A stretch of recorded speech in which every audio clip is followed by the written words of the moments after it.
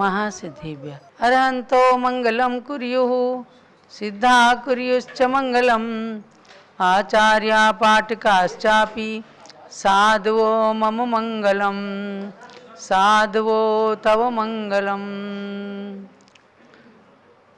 सरस्वती नमस्तुभ्यं वरदे कामरूपिणी विद्यारम्भं करिष्यामि सिद्धिर्भवतु मे सदा। सरस्वती सभा मध्ये सुलक्ष्मी ज्ञानरूपिणी कल्याणी सर्वलोकस्य माता ज्ञानमती मता। जब लो पंच परमेष्टि भगवान की जय। दात सांगमयी जिनवाणी माता की जय। सरस्वती की प्रतिमूर्ति परम पूज्य गणिनी प्रमुख श्री ज्ञानमती माता जी की जय। पारस चैनल और ऋषभदेव जूम चैनल में उपस्थित सभी स्वाध्यायी भाई बहनों, आज आश्रव त्रिभंगी ग्रंथ में मार्गणा स्थान में आश्रव प्रकरण का पुनः आपको अध्ययन कराया जाएगा। तो हम चलते हैं मंगलाचरण के साथ आश्रव त्रिभंगी ग्रंथ में मार्गणा स्थान के प्रकरण में। पणमीय सुरेंद्र पूज्य पय कमलम बड्डमाण ममल गुणम पच्चय सत्तावन्नम वोच्छे हम सुणः भवीय जना। पच्चय सत्तावन्नम अर्थात 57 प्रत्ययों को यानी 57 आश्रवों को कहने की प्रतिज्ञा लेकर आचार्य श्री श्रुत मुनि ने वर्धमान भगवान महावीर के चरण कमलों में नमन किया और हम सब के लिए संबोधन प्रदान किया कि हे भव्यात्माओं, मैं 57 आश्रव के बारे में कहूँगा, उसको आप सुनहा। अच्छे से आप सावधान चित्त होकर के सुनिए। आपने लगातार 2 महीने से सुना है आश्रव का प्रकरण गुण स्थानों के अंदर मुख्य रूप से, और उसकी परीक्षा भी दी है। अब आपको मार्गणा में आश्रव का प्रकरण बताया गया, जो उसकी भी अब आपकी परीक्षा होनी है 12 अगस्त को। कल हमने आपको 4 मार्गणाएं पूर्ण कराई हैं और इतनी ही परीक्षा लेने का लक्ष्य बनाया है कि आप इन 4 मार्गणाओं में ही अपनी बुद्धि का, अपने ज्ञान का, अपने स्वाध्याय का परीक्षण कीजिएगा। तो अब 3 दिन शेष हैं। माने आज 9 अगस्त है, 10 और 11, 12 अगस्त को आपकी परीक्षा है। तो अब मैं आपको थोड़ा रिवीजन कराऊंगी, क्योंकि प्रारंभिक अवस्था में आप सब इन चीज़ों का स्वाध्याय तो प्रतिदिन में कोई भी करता नहीं, और आपने करना शुरू किया। अच्छी संख्या में आप सब लोगों ने भाग लिया, इसकी प्रसन्नता है। फिर भी चूँकि ये थोड़ा सा गणित का प्रकरण आता है, तो आश्रव को लेकर के जो मन के अंदर उथल पुथल रहती है कि हम कब कितने आश्रवों को अपने पास में बुलाते हैं, अर्थात कितने आश्रव हमारी आत्मा के साथ आकर के जुड़ते हैं। ये प्रकरण प्रारंभ हुआ आश्रव त्रिभंगी की गाथा नंबर 24 से। हमने गाथा इसलिए कहा कि प्राकृत के आर्या छंद में ये श्लोक हैं, तो इनको गाथा छंद कहा है। इसलिए इसके अंदर भी आचार्य श्री श्रुत मुनि ने 4 घातिया कर्मों को नष्ट करने वाले, केवल ज्ञान के द्वारा संपूर्ण पदार्थों को जानने वाले ऐसे भगवान महावीर को नमन करके और मार्गणाओं में आश्रमों को कहने का संकल्प किया, अपना उद्देश्य बताया। आज मैं आपको गति मार्गणा के बारे में बताऊंगी, तो थोड़े थोड़े नोट्स आप तैयार कर लें। जब हम मार्गणा के प्रकरण में पहुँचे तो सबसे पहले हमने आपको 14 मार्गणाओं के नाम बताए। पहले तो मार्गणा क्या है, यानी जिन परिणामों के द्वारा अथवा जिन पर्यायों में जीव का अन्वेषण यानी खोज किया जा सके उसको कहते हैं मार्गणा। मार्गणा का मतलब अन्वेषण, खोज, ढूंढना। तो जीव का अन्वेषण करना ये कहलाता मार्गणा। और फिर मार्गणा के भेद, मार्गणा कितनी है? 14 मार्गणा। गति, इंद्रिय, काय, योग, वेद, कषाय, ज्ञान, संयम, दर्शन, लेस्या, भव्यत्व, सम्यक्त्व, संगी और आहारक, ये 14 मार्गणा हैं। इनमें जीव की खोज करना प्रारंभ किया ग्रंथकर्ता ने। उसमें पुनः आगे की श्रृंखला में गति, इंद्रिय आदि मार्गणाओं में जीवों की खोज करने से पहले पर्याप्त और अपर्याप्त जीवों का वर्णन किया। तो इसके अंदर पर्याप्त और अपर्याप्त का स्वरूप नहीं बताया, लेकिन हमने आपको इसमें बताया था कि पर्याप्त जीव किसे कहते हैं?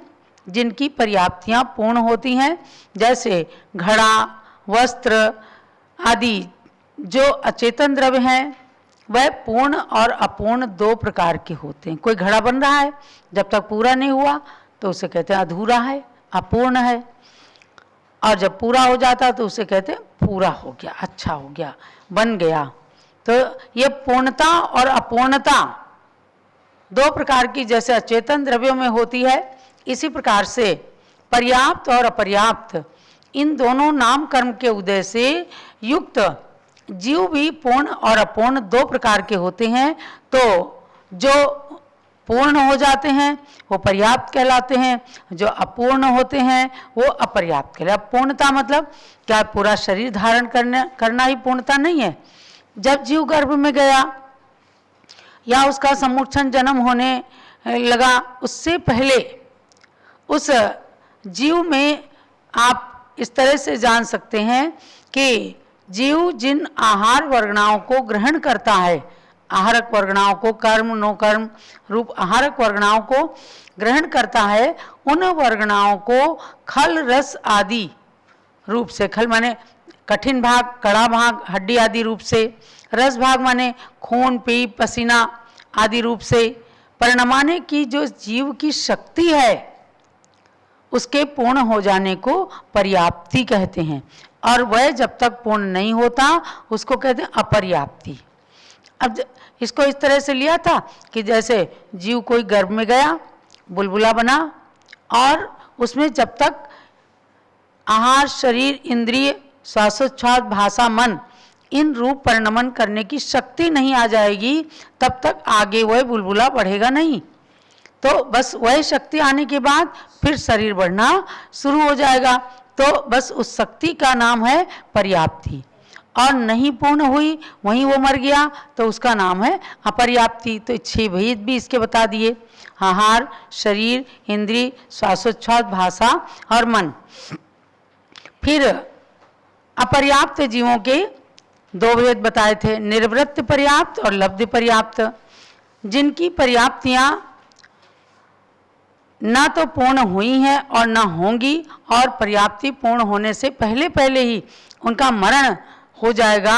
अपनी आयु काल में वे कभी भी पर्याप्ति पूर्ण नहीं कर पाएंगे और मर जाएंगे उससे पहले। उनको कहते हैं लब्धि पर्याप्तक जीव। जो एक श्वास में 8-10 बार वाली बात है, यानी क्षुद्र भावों को धारण करने वाले जीव लब्धि पर्याप्तक कहलाते हैं। और निर्वृत्त पर्याप्तक किसको कहते हैं? जिनकी पर्याप्ति अभी तो पूर्ण नहीं हुई, लेकिन अंतर मुहूर्त के अंदर जिनकी पर्याप्ति नियम से पूर्ण होने वाली है, उनको कहते हैं निर्वृत्त पर्याप्त। ये सैद्धांतिक परिभाषाएं हैं। अब जो है आगे हम चलें तो पर्याप्त अपर्याप्त जीवों में होने वाले आश्रव और नहीं होने वाले आश्रव, ये सब हम आपको बता चुके हैं। सबसे पहले फिर गति मार्गणा में आते हैं। 4 गतियां हैं गति मार्गणा के अनुसार, नरक गति, तिर्यंच गति, मनुष्य गति और देव गति। तो नरक गति के अंदर एक पहले नरक से लेकर 7 नरक तक सम्यक दर्शन की प्राप्ति हो सकती है अपने अपने निमित्त कारणों के मिलने पर। तो नरक गति में आश्रव जो बताए, तो प्रथम नरक में नारकियों के स्त्री वेद, पुरुष वेद, आहारक द्विक, औदारिक द्विक, इन 6 के बिना 51 आश्रव बताए हैं। और उसके अंदर 4 ही गुण स्थान होते हैं, नरक में गुण स्थान 4 होते हैं। अब इसके चार्ट को आप लोग देखना कि किस प्रकार से पहले नरक से लेकर और 7वें नरक तक की व्यवस्था क्या है।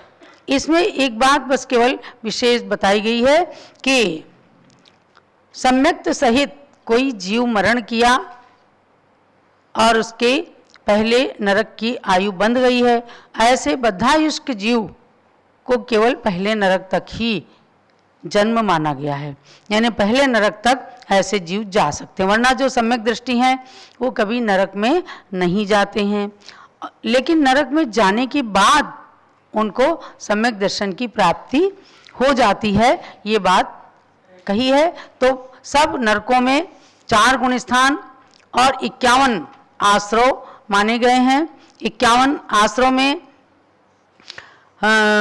आपको बताया गया कि स्त्री वेद, पुरुष वेद, आहारक द्विक, औदारिक द्विक, इन 6 को छोड़ दिया गया, क्योंकि नरक में वैक्रिक द्विक ही होता है। तो औदारिक कायोग, औदारिक मिश्र कायोग छोड़ दिया गया, आहारक कायोग, आहारक मिश्र कायोग छोड़ा गया, स्त्री वेद और पुरुष वेद, इन 6 को छोड़ा, क्योंकि वहाँ पर केवल नपुंसक ही होते हैं नरकों में। ये बात आपको ध्यान देना है। और प्रथम नरक में चतुर्थ गुण स्थान में ही कारमान और वैक्रिक मिश्र, ये 2 आश्रव होते हैं, क्योंकि सम्यक दृष्टि मनुष्य सम्यक सहित मर करके केवल प्रथम नरक तक ही जा सकते हैं। इसलिए आपको ये कुछ विशेष बातें नरक गति के अंदर बताया है। द्वितीय नरक से 7वें नरक तक इसी प्रकार से 51 ही आश्रव हैं। केवल वहाँ अंतर ये है कि अविरत यानी चतुर्थ गुण स्थान में वैक्रिक मिश्र और कारमान नहीं होता है, तो क्योंकि इन दोनों की विच्युति मिथ्यात्व गुण स्थान में ही हो जाती है। तो इनके पूरे चार्ट हम आपको बता चुके हैं। तो इसका रिवीजन करने के लिए आपको गणित ज्ञानमती यूट्यूब चैनल में उसके अंदर जो पिछले प्रवचन हैं उनको सुनना पड़ेगा। आज मैं आपको केवल गति मार्गणा का ही रिवीजन करा रही हूँ। तो नरक गति का ऐसे हमने संक्षेप में आपको बताया है कि इसमें 4 गुण स्थान के अनुसार 7 नरकों की व्यवस्था को आप जान लीजिएगा। उसके बाद में आते हैं तिर्यंच गति माने पशु गति में। इसमें कितने आश्रव होते हैं? इसमें होते हैं आश्रव 53। 57 आश्रव के नाम तो बिल्कुल आपने रट लिया होगा कि 5 मिथ्यात्व, 12 अविरति, 25 कसाय और 15 योग। अब इन्हीं में से कहीं घटाते हैं, बढ़ाने का सवाल ही नहीं उठता है। कहाँ कितने घटाए? तो तिर्यंचों में नरकों में 51 आश्रव थे और तिर्यंचों में 53 आश्रव। इसमें केवल 4 निकले, वैक्रिक द्विक और आहारक द्विक, यानी वैक्रिक का योग, वैक्रिक मिश्र का योग, आहारक का योग, आहारक मिश्र का योग। ये 4 घटाने से 57 में से 4 घटाए तो बचे 53।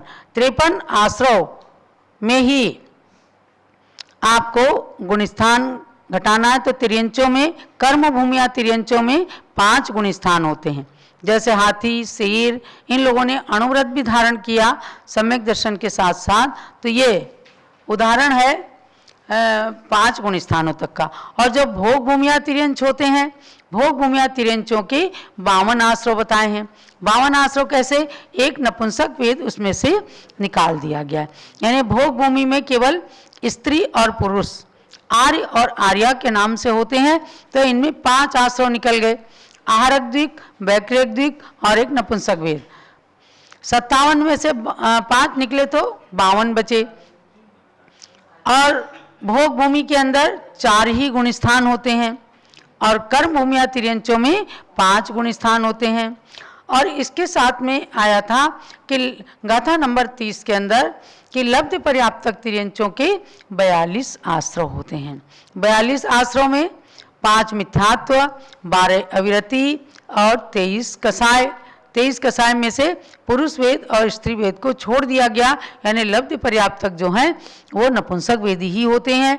और इनके साथ में 2 योग यानी आहारक मिश्र और कारमान का योग, ऐसे ये 42 आश्रव होते हैं। इनमें 15 आश्रव नहीं होते हैं। तो ये तिर्यंचों में आपको 5 और 4 गुण स्थानों का भेद जानना है।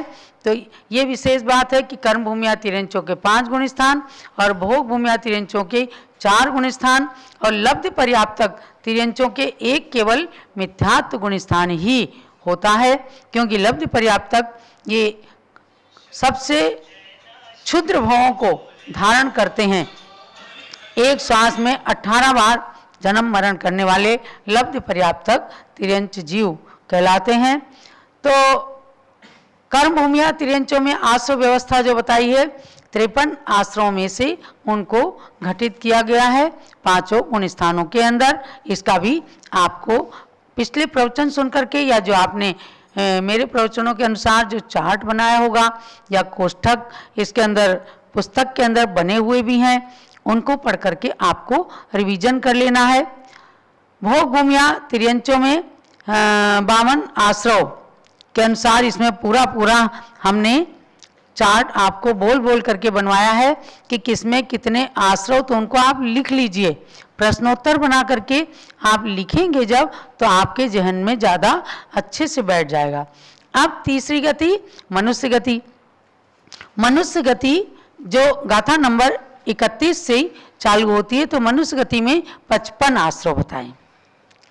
मनुष्य गति में सबसे ज़्यादा आश्रव बताए हैं, केवल एक वैक्रिक दिक् को छोड़ दिया गया, क्योंकि वैक्रिक का योग, वैक्रिक मिश्र का योग, ये जो हैं ये देव और नारकियों के ही होते हैं।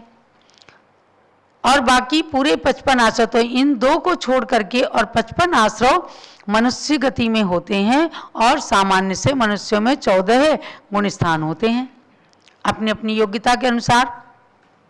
तो 14 गुण स्थान के अंदर हमने आपको पूरे आश्रव का प्रकरण बताया है। अब मनुष्यों में भी भोग भूमिया मनुष्य भी होते हैं। तो भोग भूमिया मनुष्यों में 52 आश्रव हैं।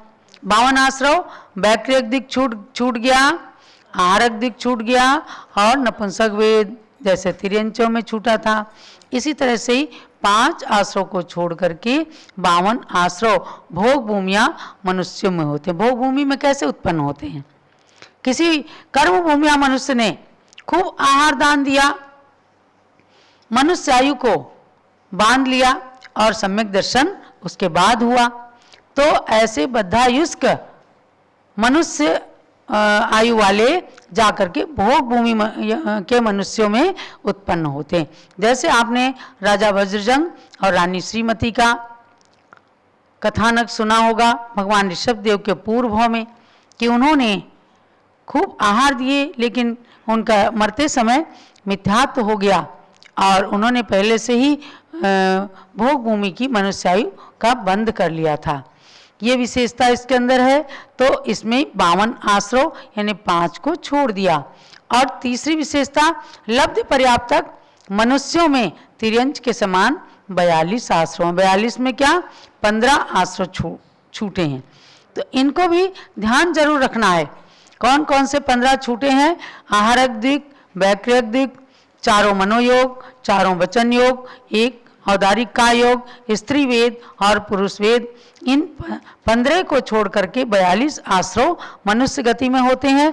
तो सामान्य से मनुष्य गति में गुणस्थान 14 होते हैं। तो 14 के 14 गुण स्थानों में पूरा आश्रव, अनाश्रव और आश्रव विच्छुत्ति हमने आपको बता रखी है। और इसमें बताया है कि आहारक मिश्र जो है, आहारक का योग और आहारक मिश्र का योग यानी आहारक दिक्, ये केवल 6ठे गुण स्थान में ही आता है। तो इस तरह से मनुष्य गति के आश्रव को, और इनमें सब में आपको जहाँ भी 9वां गुण स्थान आएगा, 9वां गुण स्थान केवल मनुष्यों में ही आएगा, क्योंकि 5 के बाद गुण स्थान जो है वो मनुष्यों में ही मिलेंगे। तो मनुष्यों के अंदर 9वें गुण स्थान के अंदर थोड़ा सा 6 भाग जो दिए हैं उनके आश्रमों का जरूर ध्यान रखिएगा। और उसके बाद चौथी गति देवगति। देवगति जिसके लिए सब लोग चाहते हैं कि हम देवता बन जाएं, क्योंकि देवताओं में बड़ा सुख है। परंतु देवताओं के ये जानना है कि उनकी गुण स्थान 4 ही होते हैं, और ये गाथा नंबर 32, 33 और 34 के अंदर इसका अच्छे से खुलासा किया है। देवों में आहारक युगल यानी आहारक का योग, आहारक मिश्र का योग, औदारिक युगल, औदारिक का योग, औदारिक मिश्र का योग, और नपुंसक वेद, ये 5 आश्रव नहीं होने से इनके 52 आश्रव होते हैं। मूल चीज़ों को जरूर ध्यान रखना। और देवों में केवल पुरुष वेद और स्त्री वेद, ये 2 ही वेद होते हैं, वहाँ नपुंसक नहीं होते हैं।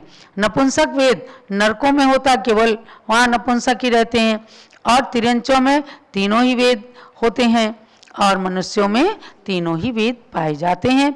इनमें देवताओं में 4 प्रकार के देवता बताए गए, भवनवासी, व्यंतर, ज्योतिषी और कल्पवासी। तो इन चारों की अलग अलग प्रकार से यहाँ पर गुणस्थानों को बताया है, और ये बताया कि कल्पवासी देवों से ऊपर 16 कल्पों से ऊपर जो 9 ग्रैवेक, 9 अनुदिश आदि 5 अनुदिश और 5 अनुत्तर विमान हैं, इनके देव 9 ग्रैवेक में तो मिथ्या दृष्टि जा सकते हैं, लेकिन 9 अनुदिश और 5 अनुत्तरों में केवल सम्यक दृष्टि ही जाकर के जन्म लेते हैं, और वहाँ के सभी देव नियम से सम्यक दृष्टि ही होते हैं, और इनके चौथा गुणस्थान ही होता है। 4 गुणस्थान की बजाय इनके केवल चौथा ही होता है। बाकी सब में 1 से लेकर के 4 गुणस्थान तक होते हैं। तो इसमें पूरे भवनत्रिक देव, देवी और कल्पवासी देवियों में आश्रव त्रिभंगी को पूरा घटित करके इसमें दिया गया है। और इसमें मैंने आपको विशेष रूप से बताया था कि कल्पवासिनी देवियों का जन्म प्रथम और द्वितीय इन 2 स्वर्गों में ही होता है। उसके आगे तृतीय से लेकर 16 स्वर्ग तक जन्म नहीं होता। वह नियोगी देव जो उनके होते हैं वो आकर के पहले और दूसरे स्वर्ग से ही अपनी देवियों को ऊपर के स्वर्गों में ले जाते हैं। ये हमने विशेष रूप से आपको इसके अंदर बताया था। तो इन आश्रव के प्रकरणों को आपको जानना है कि इनमें 51 आश्रव होते हैं देवों की अपेक्षा। सौधर्म स्वर्ग से 9 ग्रैवेक तक देव और देवियों में आश्रव के प्रकरण में बताया। गुणस्थान 4, देव देवियों का वेद अलग अलग होने से 51 यानी जो देवता हैं उनके पुरुष वेद और जो देवियां हैं उनके स्त्री वेद, इसलिए वो 51 आश्रव बताए गए हैं। तो हमने आज गति मार्गणा के अंदर पहली गति मार्गणा लिया। गति मार्गणा में चारों गतियों में आश्रव त्रिभंगी को, आश्रव रचना को, आश्रव अनाश्रव, आश्रव विच्छुत्ति के नाम से पूरा प्रकरण पूर्ण किया। ये आपका रिवीजन है, और इस रिवीजन को, ये संक्षिप्त रिवीजन है, लेकिन इस रिवीजन को भी आपको ध्यान रखने से बहुत लाभ परीक्षा में हो सकेगा। और आप अब अच्छे से परिश्रम करके और पूरा स्वाध्याय में समय लगाइए, ताकि 12 तारीख को, 12 अगस्त को इसी समय मध्याह्न में 3:30 बजे से पारस चैनल और जूम चैनल पर उपस्थित होना। लेकिन परीक्षा देने वालों को जूम चैनल पे आना पड़ेगा। उनके चैट बॉक्स में लिंक जाएगा, उस लिंक को क्लिक करने पर वहाँ पर आपको क्वेश्चन पेपर मिलेगा। 20 प्रश्नों का क्वेश्चन पेपर, उसके 4 ऑप्शन रहेंगे। जो आप सही समझेंगे उसके अंदर आप टिक कर देना और वो सबमिट कर देना। तो कंप्यूटराइज्ड व्यवस्था रहेगी। सबके प्रश्नों के उत्तर जांच करके कंप्यूटर बताएगा कि आपने कितने नंबर प्राप्त किए हैं।